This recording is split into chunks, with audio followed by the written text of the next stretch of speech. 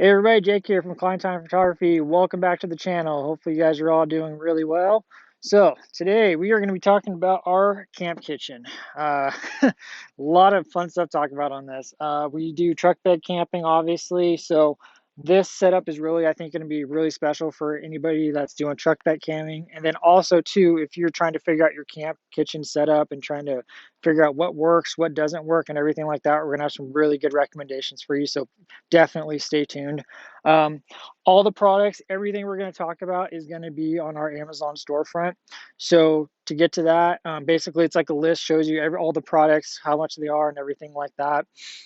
Go to the product, go to the description below. You're going to select that, and then you're going to go to our little link. It takes you guys over to our Amazon storefront. We do get paid for it, like small little commissions and stuff like that. But what I wanted to really emphasize is that it does help us with future projects for building out the truck or buying other equipment and figuring out what works and what doesn't work. So yeah, definitely check it out. Look under the our camp kitchen selection. That's going to have everything we're going to talk about here today.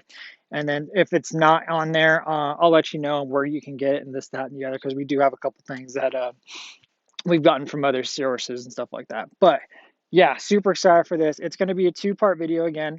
And yeah, we've been basically doing our camp kitchen, adjusting it for the last 4 years, I think now, taking stuff away, putting stuff in, figuring out what works, what doesn't work, and really honing in on the stuff that's going to, I think, make our setup really work. And it's super fast to set up. It's quick and easy. It's pretty easy to manage. So yeah, let's get down to it. Let's start talking camp kitchen. Alrighty, so first thing we're going to talk about that I think is crucial for your camp kitchen is a fridge. Now, we used to run a cooler for a while. It started to kind of get a pain in the butt having to deal with ice and everything like that. Even like the really good coolers probably only last 3 days, maybe if that, with ice. So we eventually switched over to a fridge. The fridge has been awesome for camp kitchen. You don't have to worry about stuff like getting all wet. There's just it's constant temperatures. You can even, if you place stuff in certain areas in the fridge, you can even freeze stuff or keep stuff more frozen, stuff like that. So it works amazingly well.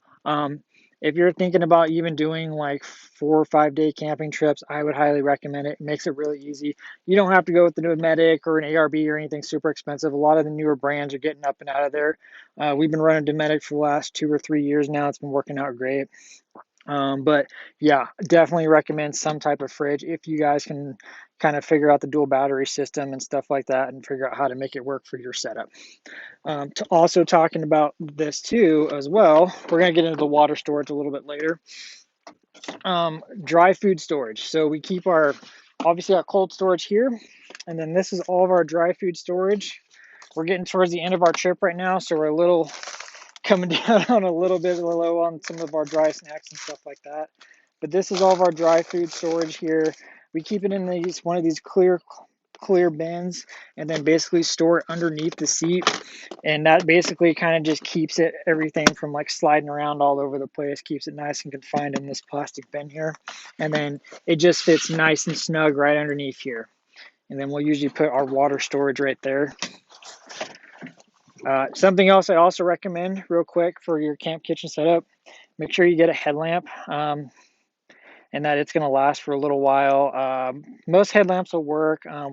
These are like just some Energizer. I think they're powered by AAA batteries or something like that, but these are really critical for if you're cooking in the dark. It's a lot easier sometimes to have light on your head versus having to deal with like outside camp lights and stuff like that. So camp kitchen, definitely recommend one of these, and it's just also easy to just look at everything and just point your head as opposed to having to like hold a flashlight and then cook and everything at the same time. And then we are going to go ahead and move on to the back, and we're going to talk about some other goodies. Okay, so we're going to talk about our two different water sources that we keep with us on the truck when we're on our trips. We have our cooking/cleaning water that we bring with us, and then we also have our drinking water. So it's going to depend on where the water source is coming from, whether the water is clean, this, that, and the other. We're trying to be more clean and conscientious of that. But basically, if we don't think our water is super clean to drink, we'll go ahead and get like some alkaline drinking water from Trader Joe's, Stater Brothers, or wherever, bottled water, and then that way we can know that this stuff is going to be cleaner. If we're getting it from a source that we know is going to be clean, then we can fill up our water jug and just fill that up and then drink out of this. But it just really just depends on it. These are some water jugs that we've got online. It worked really good. This is I think it's a feature, I guess is what it says. It's going to be on our Amazon storefront. You guys will see it on there. But this is basically, I think it goes up to like 5 gallons. But the awesome part is it's got valves and stuff all over the place. So it's got a nice big filling cap here, which we really like. Has your pour spout right here. Also, you can turn that on and off and adjust the flow. And then the really great part too is you can adjust it like this. So if you want water, or if you just don't want to have to like fight, pouring this thing in and out every single time, this makes it super easy. So just pour it over, turn the water on, you're good to go. Because when this thing's filled up, I think it's like 5 gallons. It's going to weigh like 40 pounds, give or take. So obviously, it's a lot of weight to mess around with. And then another aspect too of storing your water is, personally, we used to store it on the roof racks. Now we don't really do that anymore. We prefer to store it, as you guys saw earlier, down right behind my back seat. It's easier to get to. We're not having to like take the water jugs off the rack, deal with it, bringing it down to the truck, and this, that, and the other. It's quick access, and then on top of it, it keeps that water weight kind of down low towards the center of the truck, and then that way it's not throwing things off, because every little bit seems to really help as far as your water storage goes, fuel storage, and everything like that. All right, next thing on the list, our cooking surface. So if you watched our scuttle video on our home built scuttle, you kind of saw how we've tried a couple other products and stuff like that. We've tried like a little cooking stove, Coleman stove with the burners, and tried like these little barbecue grills. We tried a couple different things. They didn't work out for us, so we switched over to a scuttle. So far, it's been absolutely fantastic. You don't have to build one of these from scratch. You can buy, there's companies that make them. Timbo Test makes one. A couple other companies I think make scuttles.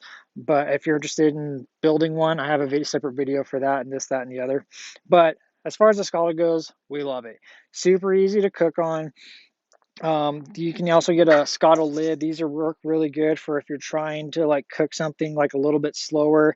It's obviously a lot about placement and using these. It is an adjustment. It takes time to figure out how to cook using one of these, but once you get used to it, it's really nice. You get some really good flavor out of everything, and they're super easy to clean. Basically just got to scrape it off, maybe heat it up, throw some water on there, clean it up a little bit, throw some oil, reseason it. It's pretty easy to clean. And then talking about propane, we were using the little green Coleman propane tanks for the longest time.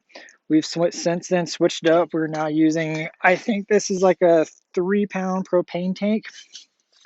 We can typically do a few trips off of one of these, and I think typically they're only like $5 or $8 to fill it up. Depends on where you're at, state, and everything like that. But these last a long time. Plus, you don't have to worry about freezing temperatures. These are a little bit more resilient as opposed to those Coleman green tanks. Another thing that we did too, quick detachments. Eventually, you'll need to get propane lines and for whatever you're cooking setup wise. So these guys right here, these are cool little propane quick connects and disconnects that you can do. So if you look down here, you can basically just take this little connector, put it on like that, and then turn your gas on, turn everything on, you're good to go. So that's another cool little thing you can do. Eventually, probably what we'll end up doing is incorporating that into one of the burners that you get. Basically, the way this works is the burner just slides right underneath. You guys see this. Slides right underneath here, and then you turn your burner on, and it's super simple. So, yeah, super easy way to cook. We love it, and it's definitely, I think, one of our favorite ways to cook so far. All right, so now we're going to talk about a cool little accessory that if you're just starting to get into welding and like fabricating and stuff like that, and you want like a simple project to do, this is a great idea for your kitchen. So this is like a little holder I built. Basically just a little tray for our avocado oil if you want to throw any seasonings or anything right here. And then also down here we have our hooks for our tongs, spatula, anything else like that. Super great to have, and it's nice and cool. It's on the side of the truck, so super easy, convenient. And then paper towels as well. These are magnetic holders that they use typically on the side of toolboxes. So those are really good. You can adjust how this feeds based on like how close they are together. As far as paper towels go, regular paper towels work okay, but the problem with them is sometimes they can unroll really easy. Excuse me. So we get shop towels. Shop towels kind of stay together a little bit easier. They're also a little bit more absorbent. So if you're thinking about what kind of towels to get, paper towels are definitely the way to go. Or I'm sorry, shop towels are definitely the way to go. And then we're going to start working our way around towards the deck system and how we kind of have it configured as far as this area goes. So basically, this is our kitchen. We did it with a couple different ideas, but basically ultimately what we wanted is a nice, easy transition. So this is our food prepping area. We have all of our other stuff that we're going to talk about right here in just a minute.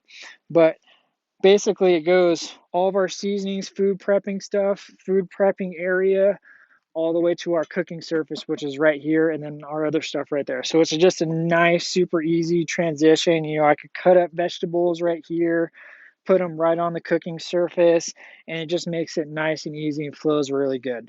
We used to have and then the other thing too is if it's raining or anything like that, we can bring our awning out, and then this whole area is covered, makes it nice and easy, super convenient. We have shade and everything like that. Versus we used to have like our other drawer with all of our cooking stuff here, and then it was a little bit of a hassle. We'd have to come cook everything here, go around the drawer, put everything on our cooking surface. So this just makes it nice and flow super easy. So when you're building your camp kitchen, that's just something to think about. Now let's go ahead and get into the itty bitty good stuff, all the good stuff that you guys are definitely going to want, stuff that we recommend as far as the drawer and our setup.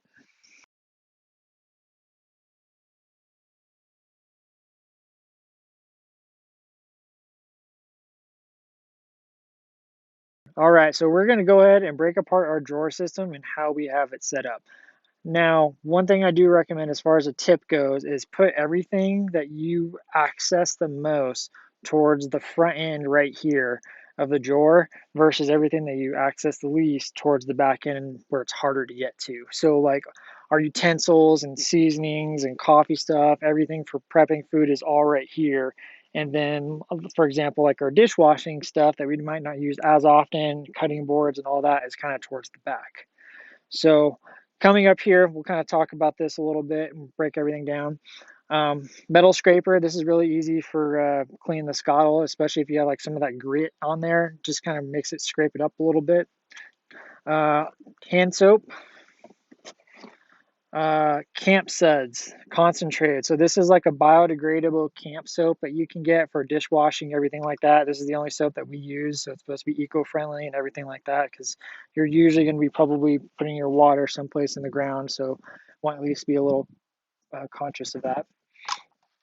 Have some sponge. We also carry a couple extra of these up top in our spare Apache cases. Quick little towel in case you need to wipe your hands, grease, or whatever. We also keep a jet boil right here. This, as far as coffee systems go, I think has been the most effective so far. We can fill up about two of these guys, just about 3/4 full with this one here. These are normally for backpacking, but they're pretty resilient as far as cold temperatures and everything goes. They get hot really quick. We used to use a percolator. The percolator worked great, made some really good tasting coffee, but just takes a while, and it's just nice to have something that's quick and fast and easy, especially when you're really cold in the morning. These little jet power butane, propane canisters last a while too. We've gone through like this one, I think has lasted like 5 or 6 trips before we end up having to change it. So yeah, and then also these also can work kind of good for if you want to cook food or anything like that in it as well. Uh, let's see, what else? We also keep some Ziplocs in case we have any leftovers, sandwich bags, some larger 1 gallon bags in case we have anything big, or if you want to marinate something, that's another idea while you're on the road. Trash bags. This is huge. One thing we have noticed is if you use smaller trash bags, the more resourceful you end up being and the more conscious of your trash you are. So you'll try and make less trash. So, you know, we have the paper towels, but we also try not to use like a whole lot of like, we don't use paper plates or anything like that. So I always recommend people get smaller trash bags because that way it kind of makes you and forces you to kind of be more um, knowledgeable of how much trash you have and you're accumulating on your trips and this, that, and the other. And the other thing is too, is these are the, looks like they're the 4 gallon little trash bags. These will typically fit in your gas station trash cans and stuff like that, whereas like the bigger trash bags might be a little bit harder. You might need to find like a dumpster or something like that. So you could just dump off your trash bags whenever you refill or anything, such as that. Foil. Love using foil for doing our cooked vegetables and everything like that. If you want to do them on a campfire or on the scuttle. Utensils, tongs. You don't need any really big long ones. These ones I think are like some 9-inch tongs or something like that. I do recommend getting metal ones. That way you don't need to worry about them melting if it gets hot in here or anything like that. I wouldn't recommend getting like the rubber clamp ones. That way you don't have to worry about melting them onto your food or anything such as that. We're gonna go through all the goodie bag stuff here. Lighter. This is a gas lighter. I'd also recommend getting a electronic lighter of some kind. Sometimes these gas ones don't work really good when it's super cold, we've noticed, where versus these electric ones, they work really well. This one's made by Boulder Tools, and then you basically charge it up, and then you can see right here, has a little spark, little wire that goes along right there. Works really good. Plus, it doesn't ever run out of gas unless you forget to charge it, which I have done. Thermometer. When you're camping, thermometers, I believe, are really huge, especially if you're cooking chicken or anything like that. You want to make sure it's the right temperature and you don't want to get sick, especially when you're out in the middle of nowhere. So just buying yourself a thermometer is really essential. This is just a digital one. I think we got this on Amazon Marketplace, and I'll put it up there for you guys to check out. Also comes with a bottle opener in case you need that. Scissors. Some just nice little kitchen scissors, works really good. For the scuttle, this is very specific.